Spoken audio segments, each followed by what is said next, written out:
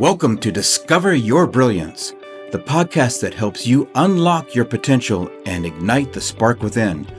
I'm your host, Matthew Greger, certified high-performance coach, author of Think Brilliance, and a passionate believer that curiosity and creativity can change everything. Let's find your shine and light up the world.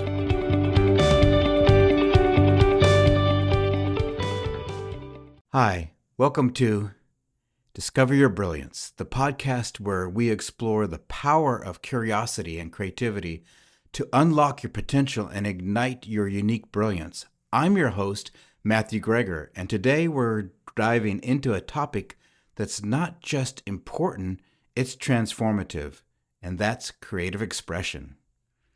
Let me start with a story. When I was a teenager, I decided, really on a whim, that I wanted to learn how to weld. Now, I didn't have YouTube tutorials. I didn't have much more than a manual to guide me and no mentor. All I had was a library book, a welding rod, and a whole lot of curiosity.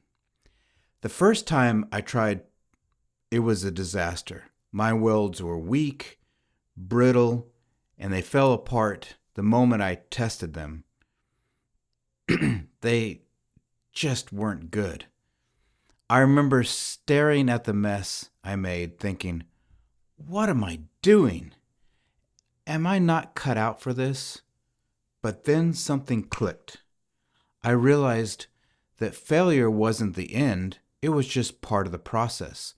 So I kept going.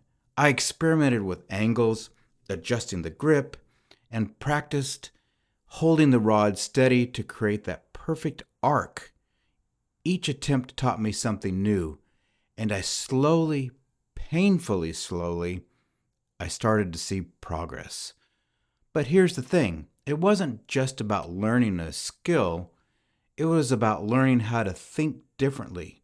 Welding taught me that creativity isn't just about making something beautiful, it's about solving problems, adapting to challenges, and finding new ways to approach the task in front of you. Have you ever tried something new and felt like giving up? That's where the magic happens. That's where creativity comes alive. Not in the moments when everything's easy, but in the moments when you're staring at a pile of broken welds, wondering if you've got what it takes to keep going. So you've got to just keep going. So let me read a section from my book on creative expression. Brendon Burchard, the world's leading life coach and motivational expert, as well as my personal mentor, says it best when he says that we all want meaningful pursuits, to pursue things in which we can find passion and enjoyment. When we don't find those things, we are not creatively expressing who we are in our work or becoming who we want to become to achieve what we want to have in life. He asks us to be fully engaged and to bring aliveness. This is the vitality, enthusiasm, energy, and joy and spirit into what we do. By doing so, we are being who we truly are and creatively adding the value that we know we can. Are you creatively expressive at work? Are you being who you truly are and adding the value that you know you can creatively do? Brendon's description of creative expression sets the tone for why creativity is important. Engaging creatively, both personally and professionally, cultivates a vibrant and rewarding life. This interaction between life and work boosts our capability to innovate, solve problems, and form deeper connections with others. Now let's talk about why creative expression matters. It's not just about art or music or writing. Those are incredible outlets. Creative expression is about how you approach life. It's about how you solve problems, connect with others, and even how you see yourself. Think about it. Every time you try something new, every time you take a risk, you're engaging creative expression. It's the act of putting something out into the world that didn't exist before, whether that's painting, a business idea, or even a conversation. And here's the kicker. Creativity isn't a talent reserved for a select few. It's a skill. It's a muscle you can build. And like any muscle, it grows stronger the more you use it. So how do you express yourself creatively in your life?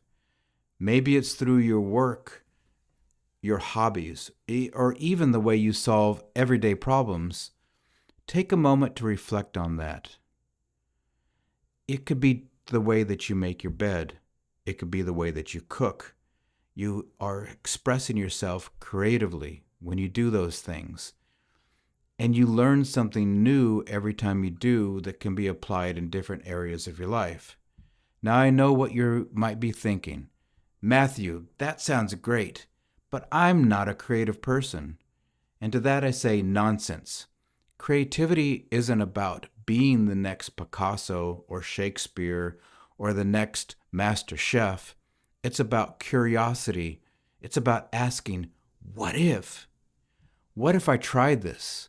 What if I took this thing and could make something out of it? What if I looked at this problem from a different angle?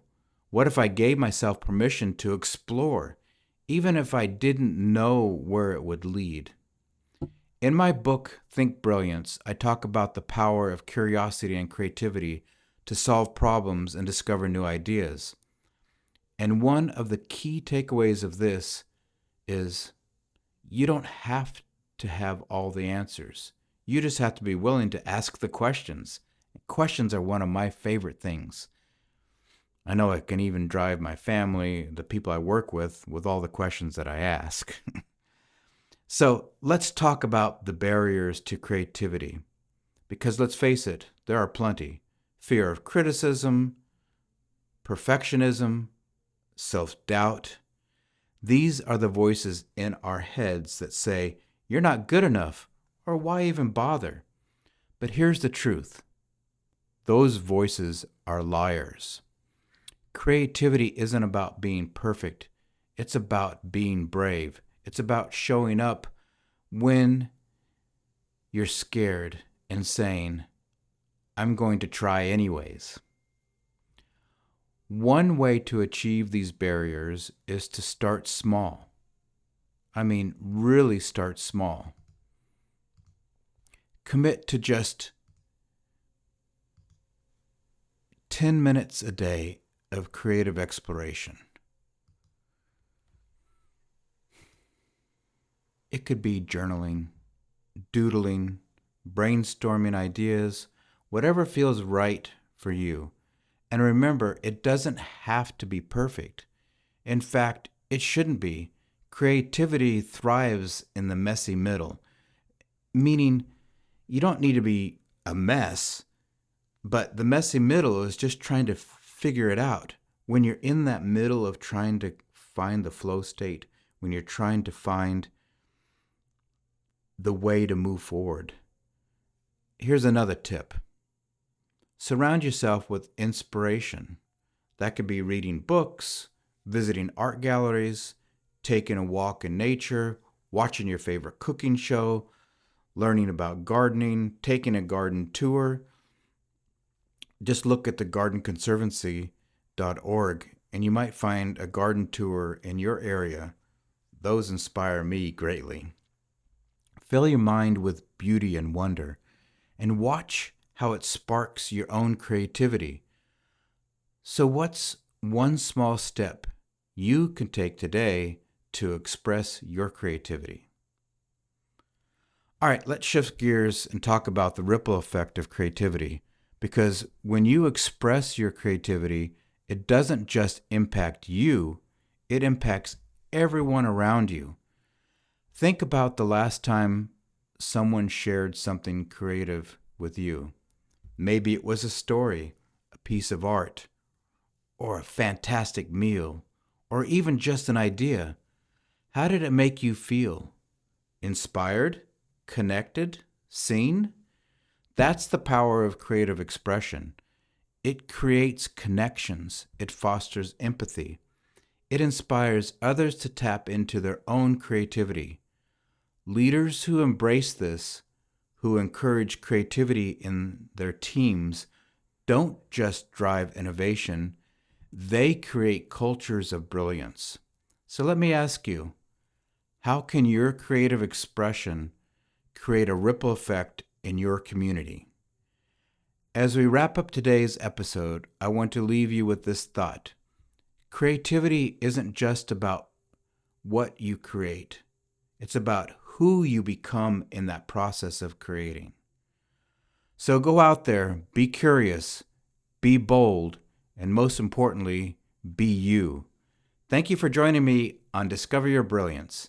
If you enjoyed this episode, don't forget to subscribe, leave a review, and share it with someone who could use a little inspiration today. Until next time, keep discovering your brilliance and find your shine.